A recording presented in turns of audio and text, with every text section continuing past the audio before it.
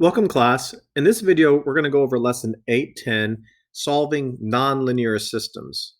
First, I just want to review when we're actually solving, what is a solution? Normally, we just solve just one equation at a time. And whenever we're solving just one equation, let me change colors here. If I say solve a linear system, we're just finding where the line crosses the x-axis. That would be a one solution problem. If we had a parabola, and we had a parabola and it crossed should have switched colors there, and it crossed the x-axis at two locations, this would have two solutions. Of course, if we have a parabola that never crosses the x-axis, such as the one I just drew up here, this one would have no solutions. This would have no solutions.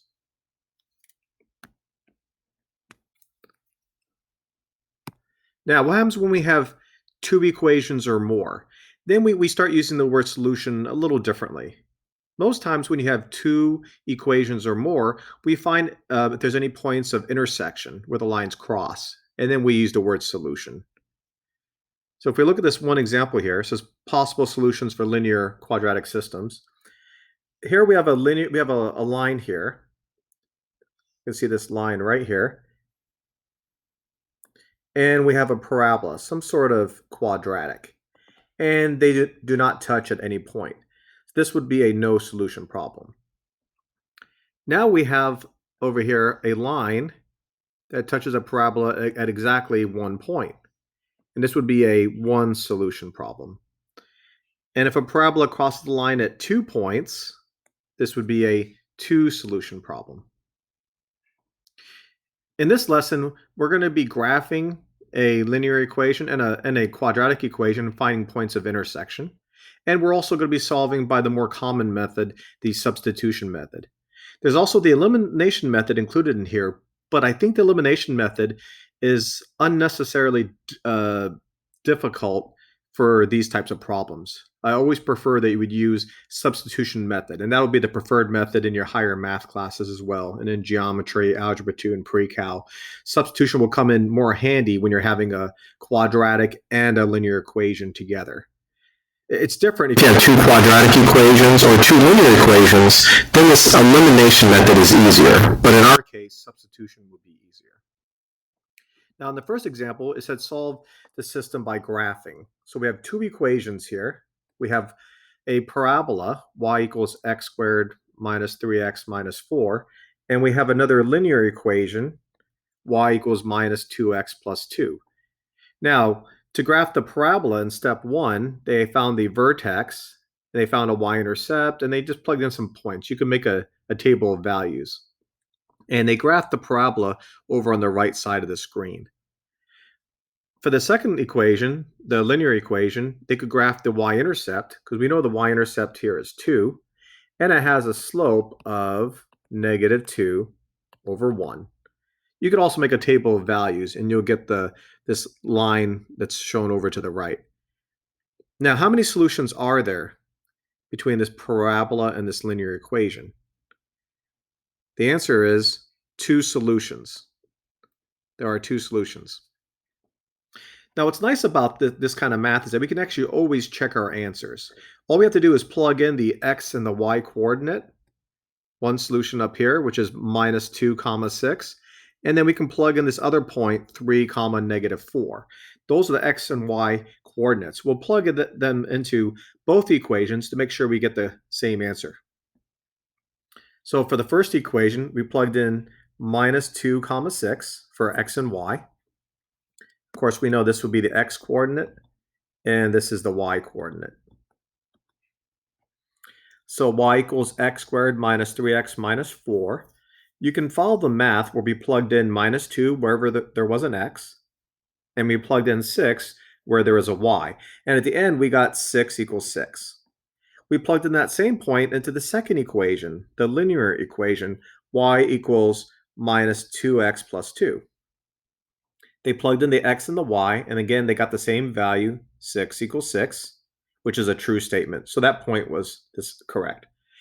On the right side, they plugged in the other point, 3 and negative 4. And they plugged those into the x and y for both equations, and they got the same value both times. Minus 4 does equal 4. That's why there's a check mark there, because that's a true statement. And because minus 4 equals minus 4, that means whatever we plugged in for x was correct. So we just checked both points.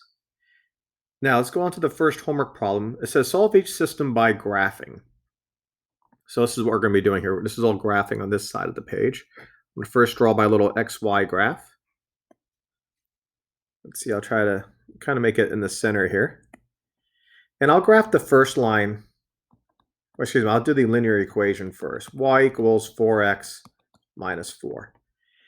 Well, we know the y-intercept is negative 4. That's the b value. So 1, 2, 3, 4. And I know the slope is going to be 4 over 1. The slope is 4 over 1, because this right here is the slope. So if I go up 4 over 1, and I can go up 4 over 1. I could also go down 4 and 1 to the left, but that would be off the graph. So we already have one line here drawn. So it's not very straight there.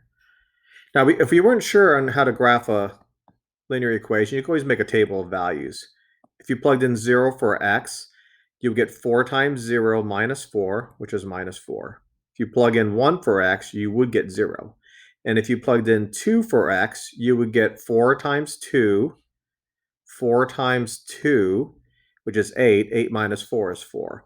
And those are the points we just plotted. Now let's look at the linear equation. Y equals x squared plus 3x minus 4. It would be a good idea to first find the vertex by finding the axis of symmetry. X equals negative b over 2a. Negative b, which is negative 3, over 2 times a. A is 1. So we get negative 3 halves. So I know the axis of symmetry would be x equals negative 3 halves, which is negative 1 and a half. So the vertex, the axis of symmetry is this imaginary vertical line. So I know if I plug in points close to this, we don't have to get the exact vertex here. I'll plug in points first close to it and see what the y coordinate is. So a point very close to negative 1 and a half would be negative 1. If I plug in negative 1 into the original, back up here, if I plug in negative 1 here and here, what do we get for y? Well, negative 1 squared is 1. 1 plus 3 times negative 1. 3 times negative 1 is negative 3. So 1 minus 3 is negative 2. Negative 2, negative 4 is negative 6. So minus 1, negative 6, which is about right here, which probably means the vertex has to be below that. So it's doing something like this, it looks like. But let's plug in some more points. Let's plug in 0 is a good point. If you plug in 0 into the x, we will get 0 squared plus 3 times 0 minus 4, which is minus 4. So 0 minus 4, oh look, it's one of the original points of the line. That is a solution. Now let's plug in another point. Let's plug in 1. 1 squared plus 3 times 1 minus 4. If you plug in the math, you'll get 0. And look at that. We have another point there that overlaps. Let's just plug in another point 2 just to see what happens. 2 squared is 4. 4 plus 3 times 2. 4 plus 6 is 10. 10 minus 4 is 6. 2, 6, which is way up here. So it looks like the parabola crosses twice and it goes up. I know it looks really bad. I could do a mirror image, but we don't need to for this one. But there are two solutions, here and here. So the solutions, the answers are going to be 0, negative 4, which we still need to check to make sure it's correct, and the other solution of 1, 0. If we plug in 0 for x and negative 4 for y, we should get a true statement. If we plug it into y equals 4x minus 4, we do it here, y equals 4x minus 4. If we plug in a 0 here and a 0 here, plug in a 0 and a minus 4, a 0 for the x and a minus 4 here. Let's see what happens. minus 4 equals 4 times 0 minus 4. Minus 4 equals minus 4. So that's good. Now we have to plug in the same value 0, negative 4 into the second equation. This is just to check the answer. Because sometimes easy to make an algebraic mistake and not know that we made an error until we check it in both equations. So we plug in a 0 and negative 4. We got negative 4 here equals 0 squared plus 3 times 0 minus 4. And again, it will check. Now we do the same thing with 1 comma 0. If you plug in 1 into the x back into the linear equation, if we plug in 1 here, we get 4 minus 4, which is 0. So it does check on the first one. If you plug in 1 comma 0 into here, if you plug in 1 here and 1 here, and we plug in 0 here, we get 0 equals 4 minus 4, which is 0. So it does check for both. So the answers are correct. 0 comma negative 4 and 1 comma 0 are the points of intersection. Now on the other page of the assignment, we're going to be solving the more common method, where we're going to be solving by substitution. So make sure the equation is always written in the form y equals. In the first step, we have two equations here. We have a quadratic equation right here, y equals 3x squared plus 2x minus 1, and we have y equals 2x plus 2.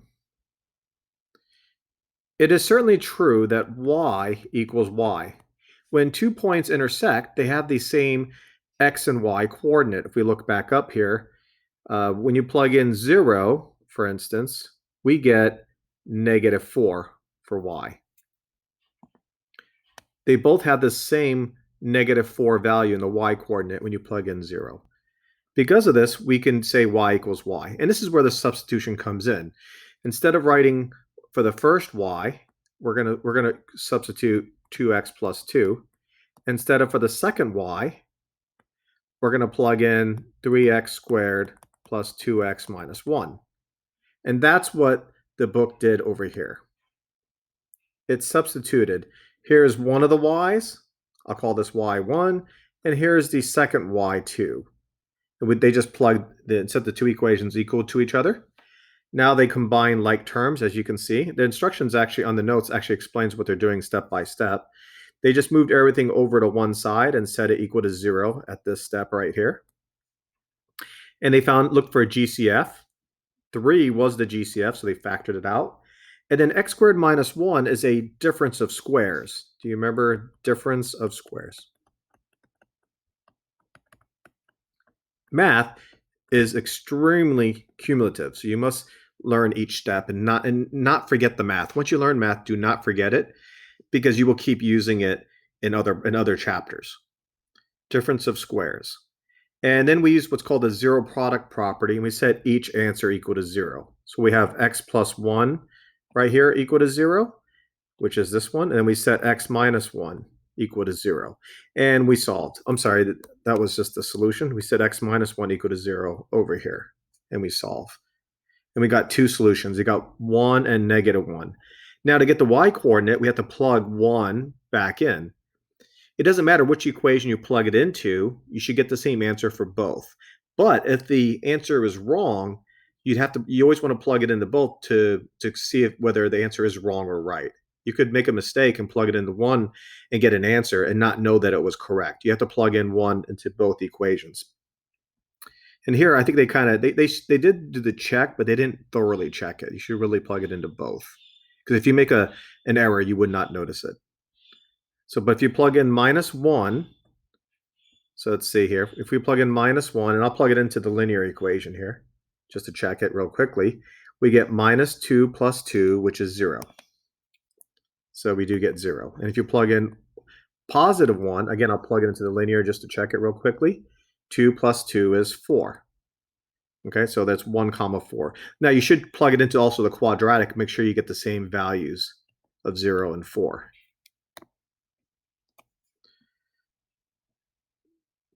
Now substitution. So we have y equals y. That's always the first step. I'll substitute for 1y. I'll do the linear on this side. It doesn't matter which it is. And on the other side, I'll do minus 2x squared plus 3x plus 4. Let me zoom in here a little bit.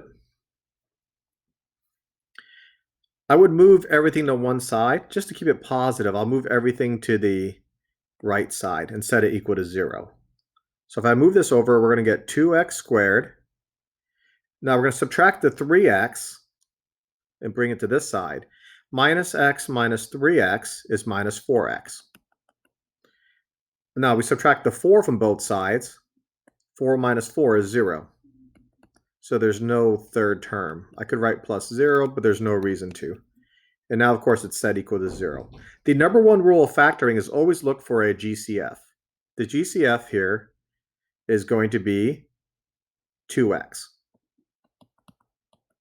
2x times what would give us back this problem? Well, it's simply x minus 2. And now we use the zero product property to solve. 2x is equal to 0, or x minus 2 is equal to 0. When we solve, we get x equals 0, x equals positive 2. Now we have to plug it back in. And we're also going to plug in 2. I'll plug 0 into both equations. If you plug 0 here, you're going to get y equals 4. If you plug in 0 up here, you're going to get y equals 4. So that checks. This answer has been verified. Now let's plug in 2. We'll plug in 2 here. Minus 2 plus 4 is 2. Let's plug in minus 2 up here. Minus 2 times 2 squared is minus 8. Plus 3 times, positive 2. It's still minus 8. Plus 3 times 2 is 6. Plus 4. We're going to get 2 again, y equals 2. So it checks for both. So these are the correct answers. Now, number 4 says solve the system by elimination. I do not recommend using elimination when you have a linear equation and a quadratic. It's just unnecessary work. It's a little more complicated. I really believe that just simply doing substitution is a much better way to go. So I changed it to substitution.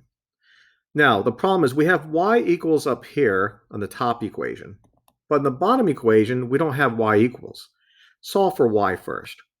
I'm going to move the minus 6x to this side. So we get y equals 6x plus 2. It's always true when 2 points intersect that y equals y. So we're going to have 6x plus 2 equal to the other y, which is minus 3x squared plus 3x plus 2. Again, I'll move everything to the right just to keep everything positive. We'll get a positive 3x squared, to move everything to the left. 3x squared. Now we subtract 3x from 6x. We're subtracting 3x from both sides. We'll get a plus 3x. When we subtract 2 from both sides, it just becomes 0. Again, there's no difference of squares here. It's a plus sign, and the only factoring we can do is a GCF. We can factor out a 3x out of both. So 3x times what gives us 3x squared? That would be x. 3x times what would give us a 3x? Is 1. We now use zero product property. If we set 3x equal to 0, we will get x is equal to 0. If we set x plus 1 equal to 0, we will get x equals negative 1. Now let's plug in the points. We're going to plug in 0. If we plug 0 back into right here, we're going to get 2. If we plug 0 back into the quadratic, we will also get 2. So this one is correct. It's been checked. Now let's verify the other x value, which will be negative 1. If we plug in negative 1, let me just erase so you can see which one I'm pointing. This one here, we will get negative 4. If we plug in negative 1 here and here, what do we get? We hope to get negative 4. Let's see. It's minus 3 times minus 1 squared, which is a positive 1. So we get a minus 3 here. Plus 3 times minus 1 is another negative 3 plus 2. Negative 6 plus 2 is negative 4. And it checks. So both points of intersection are correct. Well, this concludes this lesson and homework.